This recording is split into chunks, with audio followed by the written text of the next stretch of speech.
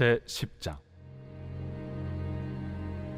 율법은 장차 올 좋은 일의 그림자일 뿐이요 참 형상이 아니므로 해마다 늘 드리는 같은 제사로는 나아오는 자들을 언제나 온전하게 할 수 없느니라. 그렇지 아니하면 섬기는 자들이 단번에 정결하게 되어 다시 죄를 깨닫는 일이 없으리니 어찌 제사 드리는 일을 그치지 아니하였으리요. 그러나 이 제사들에는 해마다 죄를 기억하게 하는 것이 있나니 이는 황소와 염소의 피가 능히 죄를 없이 하지 못함이라. 그러므로 주께서 세상에 임하실 때에 이르시되 하나님이 제사와 예물을 원하지 아니하시고 오직 나를 위하여 한 몸을 예비하셨도다. 번제와 속죄제는 기뻐하지 아니하시나니 이에 내가 말하기를 하나님이여 보시옵소서. 두루마리 책에 나를 가리켜 기록된 것과 같이 하나님의 뜻을 행하러 왔나이다 하셨느니라.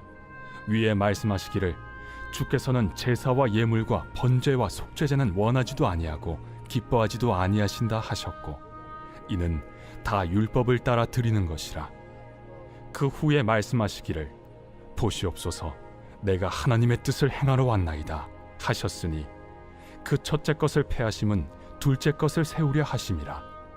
이 뜻을 따라 예수 그리스도의 몸을 단번에 들이심으로 말미암아 우리가 거룩함을 얻었노라. 제사장마다 매일 서서 섬기며 자주 같은 제사를 드리되 이 제사는 언제나 죄를 없게 하지 못하거니와 오직 그리스도는 죄를 위하여 한 영원한 제사를 드리시고 하나님 우편에 앉으사 그 후에 자기 원수들을 자기 발등상이 되게 하실 때까지 기다리시나니 그가 거룩하게 된 자들을 한 번의 제사로 영원히 온전하게 하셨느니라. 또한 성령이 우리에게 증언하시되 주께서 이르시되 그날 후로는 그들과 맺을 언약이 이것이라 하시고 내 법을 그들의 마음에 두고 그들의 생각에 기록하리라 하신 후에 또 그들의 죄와 그들의 불법을 내가 다시 기억하지 아니하리라 하셨으니 이것들을 사하셨은즉 다시 죄를 위하여 제사 드릴 것이 없느니라. 할렐루야. 네, 이른 새벽 우리 주님 전에 오신 믿음의 성도님들을 환영하고 축복합니다. 자, 유대 전통의 제사에서는요, 제사는 끝이 없이 드렸습니다. 해마다 대제사장은 해마다 드렸고 대제사장들은 날마다 제물의 피를 제사로 드려야 했습니다. 그럼에도 불구하고 이 사람의 죄를 해결하지 못했다라는 것이죠. 죄는 다시 돌아오고 죄의 죄책감과 양심은 다시 사람들에게서 무거워지게 된 것이죠. 그래서 히브리서는요, 복음의 결정적인 능력이 무엇이냐라고 묻는다면 예수 그리스도께서 단 한 번에 드린 제사로 우리의 죄가 영원히 해결이 되었다라고 하는 소식이 바로 복음의 능력이라는 겁니다. 여러분, 이 말씀은 우리가 반복되는 이 종교적인 습관 속에서 지쳐있는 성도들에게 확실한 구원이 무엇인지 그리고 담대한 삶의 근거가 무엇인지를 오늘 히브리서 10장에 대해서 말씀하고 있는 겁니다. 1절은 이렇게 말씀합니다. 율법은 장차 올 좋은 일의 그림자일 뿐이요 참 형상이 아니므로 해마다 늘 드리는 같은 제사로는 나오는 자들을 언제나 온전하게 할 수 없느니라 라고 말씀합니다. 이 반복되는 이 종교 행위가 우리를 구원하는 것이 아니라는 것을 말씀하고 있는 거예요. 우리가 예배 출석한다고 그것이 우리의 죄의 모든 것들을 해결하고 우리의 죄를 제거하지 못한다라는 겁니다. 구원의 능력은 종교의 행위에 있는 것이 아니라 예수 그리스도께 있다라고 히브리서는 강조하고 말씀하고 있는 거예요. 여러분, 우리가 이 체크리스트 신앙이 있을 겁니다. 그러나 그 모든 것들이 우리의 행위와 경건적인 이 형식에 얽매이는 것이 아니라 예수 그리스도 안에서 자유함을 누리면서 예수 그리스도가 나의 주인이시다라고 하는 그러한 의식을 가지고 주님을 원합니다. 내가 주님을 원합니다. 라고 하는 그러한 주님 저를 만나 주시옵소서 라고 하는 간절함과 진실함으로 해야 한다라는 것이죠. 쉽게 예를 들어서 우리가 이 무더운 여름에 이 햇볕에 비친 건물의 그림자가 있습니다. 거기 안에 들어가면 그래도 잠시 숨을 돌리게 되는 것이죠. 그러나 진짜 시원하게 쉼을 누릴 수 있는 것은 그 건물 안에 들어갔을 때에 참된 쉼을 우리가 누릴 수 있는 것처럼 신앙도 마찬가지죠. 그림자에서만 머무르는 쉼이 아니라 예수 그리스도라고 하는 실체 안에 들어가야지만이 참된 쉼을 얻을 수 있다라는 것입니다. 여러분, 하나님이 원하시는 것은 이 겉으로 보여지는 그러한 행위의 모습이 아니라 우리의 삶과 우리의 몸과 우리의 삶으로 드려지는 순종의 제사를 원하신다라는 것을 우리가 꼭 기억해야 합니다. 그래서 히브리서는 시편 40편을 인용해서 주님이 오셔서 이렇게 말씀하신다라고 하면서 5절을 이렇게 말씀합니다. 주께서 세상에 임하실 때에 이르시되 하나님이 제사와 예물을 원하지 아니하시고 오직 나를 위하여 한 몸을 예비하셨도다. 아멘. 이렇게 말씀합니다. 그리스도는 율법의 제사를 제하여 버리시고 하나님의 뜻을 따라 자신의 몸을 들여 우리를 거룩하게 하셨다라고 또한 10절은 말씀하고 있는 것이죠.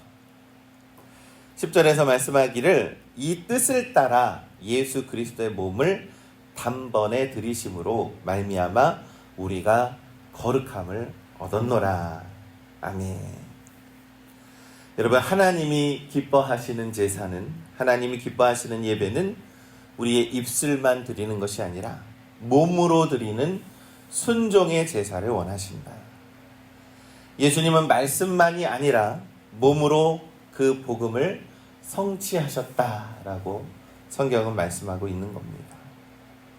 우리의 몸과 시간과 관계와 재능이 하나님께 드려질 때 삶의 예배가 되는 줄을 믿습니다.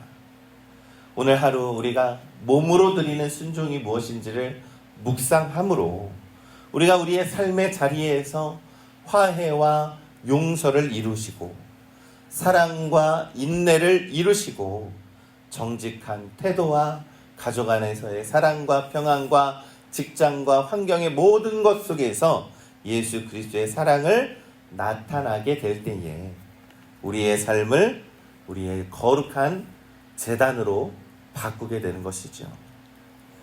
그래서 옛 제사장은 이렇게 11절에 날마다 서서 섬기며 자주 같은 제사를 드리되 이 제사는 언제나 죄를 없애지 못했으리라 이렇게 말씀합니다.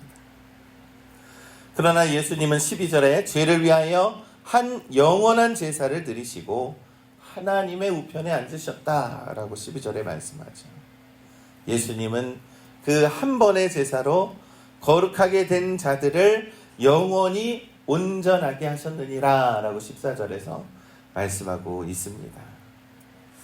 우리 믿음의 성도 여러분, 예수 그리스도의 사역은 진행 중이 아니라 완료되었다라는 겁니다. 완성이 되었다라는 겁니다. 우리가 넘어질 때조차 구원의 기초는, 구원은 흔들리지 않는 것이죠. 여전히 죄책감은 우리의 삶을 언제나 끌어내리고 복음은 우리를 일으켜 세워 주시는 능력입니다. 그런데 우리는 늘 죄책감, 이 죄의 반복된 그러한 것들 속에서 좌절하고 실망하고 숨어버리는 일들이 반복되고 있다라는 것이죠. 여러분, 죄책감과 이 회개를 우리가 좀 구분해야 합니다. 회개는 십자가 앞으로 나아가서 우리의 방향을 돌리는 거지만 죄책감은 그저 숨어서 두려움에 벌벌 떠는 것이죠. 오늘 우리의 실수와 죄를 하나님께 인정하고 돌이켜 방향을 틀어야 한다라는 것입니다. 그리고 이미 우편에 앉으신 예수 그리스도를 우리가 바라보며 용서받은 자로 살아가야 한다는 것이죠. 용서받아야 할 자가 아닙니다. 우리는 용서받은 자로 담대하게 주님의 보좌로 나아갈 수 있는 줄을 믿습니다. 그러니 여러분, 우리가 고백하는 것은요, 주님, 제 힘으로 깨끗해지려고 하는 그러한 교만을 내려놓고 단번에 드린 주님의 보혈을 의지하며 살게 하여 주시옵소서. 오늘 저를 일으켜 세워 주시옵소서. 이렇게 고백하는 겁니다. 성령님께서 이렇게 증언합니다. 16절에 주께서 이르시되 그날 이후로는 그들과 맺을 언약이 이것이라 하시고 내 법을 그들의 마음에 두고 그들의 생각에 기록하리라. 결정적으로 말씀합니다. 주 예수 그리스도의 이전의 이 율법과 이 겉으로 드려지는 그러한 제사 속에서 이 하나님의 법을 우리의 마음에 두고 그들의 생각에 기록하리라 라고 말씀하고 있는 것이죠. 이 말씀은 바로 예레미야서에서도 나타나는 그런 말씀과 같은 말씀입니다. 그리고 결정적으로 말씀합니다. 17절과 18절의 말씀에 그들의 죄와 그들의 불법을 내가 다시 기억하지 아니하리라. 이것들을 사하셨은 즉 다시 죄를 위하여 제사 드릴 것이 없느니라 라고 말씀합니다. 믿음의 성도 여러분, 새 언약을 우리에게 주셨다라고 이 예레미야서에서 말씀하시는 것처럼 그 새 언약은 어디에 두는 겁니까? 돌판에 새기는 언약이 아니라 우리의 마음판에 새기는 언약이라고 성경은 말씀했습니다. 이처럼 새 언약은 우리의 마음과 심령에 반드시 새겨지는 겁니다. 어떤 반응이 일어나는 겁니까? 우리의 내면이 변화되는 것이죠. 마음판에 새겨진 율법은 우리가 많은 것들, 우리의 모든 삶의 인격적인 모든 것들이 완전히 변화되는 것을 의미합니다. 그리고 완전한 용서로 나아갑니다. 우리의 죄를 다시금 기억하지 않게 하고 완전한 용서함으로 우리가 하나님께 나아갈 수 있다라는 것이죠. 여러분, 성도들은 죄를 반복해서 떠올리며 갚으려고 애쓰는 사람들이 아닙니다. 용서의 확신으로 새 마음을 따라 살아가는 성도들인 줄을 우리는 믿습니다. 그러니 우리 믿음의 성도 여러분, 우리의 생각과 정체성을 완전히 바꿔야 한다라는 거예요. 주님, 저는 죄인이고 저는 실패자입니다. 이것이 아니라 주님, 저는 용서받았고 변화된 자입니다 라고 고백해야 하는 것입니다. 여러분, 우리가 이 아침마다 늘 새로운 이 하루를 주신 하나님께 믿음으로 다짐하고 고백하고 나아가시기를 간절히 소망합니다. 주님, 저는 오늘 주님의 자녀로 실패자가 아니라 용서받은 자로 살아가기를 원합니다. 이렇게 우리가 믿음으로 시작하시기를 간절히 소망합니다. 이 하나님께서는요, 다시는 기억하지 않으신 죄를 우리가 서로 들추는 것을 용서하지 않으십니다. 남의 허물을 보고 판단하거나 나의 죄에 집중하며 자신의 마음을 더럽혀서는 안 된다라고 성경은 말씀하는 것이죠. 용서받은 공동체는 서로를 일으켜 세워주는 공동체임을 믿습니다. 우리가 서로의 허물을 들추는 것이 아니라 회개와 회복의 길을 함께 가도록 우리가 함께 주님의 보좌로 나아가도록 인도하는 것이 바로 교회요 공동체의 모습이라는 것이죠. 우리 사랑하는 우리 믿음의 성도 여러분, 오늘 히브리서 10장 1절에서 18절의 말씀은 우리에게 세 가지 교훈과 깊은 은혜를 더하여 줍니다. 우리의 신앙이 그림자에 머물러 쉬는 것이 아니라 실체이신 예수 그리스도 안에 머물러야 함을 우리가 기억하시기를 간절히 소망합니다. 우리가 잠시 사라질 것에 머무른 것이 아니라 영원한 안식처인 예수 그리스도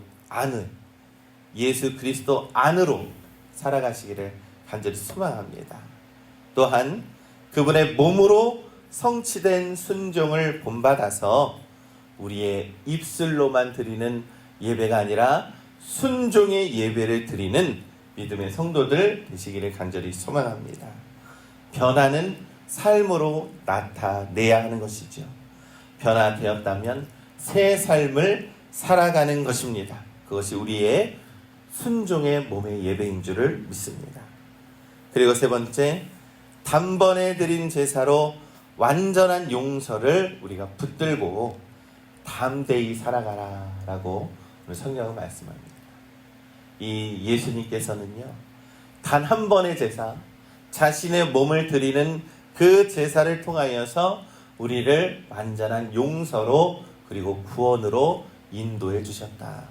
그러니 우리가 죄 가운데 반복하면서 죄감과 죄책감 때문에 힘들고 어려워하고 좌절하며 살아가는 것이 아니라 날마다 새날을 주시는 하나님 앞에 우리가 담대하게 나아가는 우리 믿음의 성도들 되시기를 간절히 소망합니다. 그래서 우리는 더 이상 끝없는 보상과 이 반복의 종교적으로 살아가는 것이 아니라요, 우리에게 이미 주신 그 사랑 안에서 새 마음으로 서로를 세우면서 진실함으로 살아가는, 우리 진실함으로 하나님께 나아가는 우리 믿음의 성도들 되시기를 간절히 소망합니다. 그래서 오늘 하루 주님, 저는 그림자가 아닌 주님의 실체를 바라보게 하시고 이 단번에 이루신 그 구원으로 제 삶을 살아가게 하여 주시옵소서. 제 몸을 순종의 제사로 드리오니 하나님 기뻐받아 주시옵소서. 이러한 믿음의 고백으로 오늘 하루 우리가 믿음으로 승리하는 우리 모두가 되시기를 우리 주님의 이름으로 간절히 축원합니다.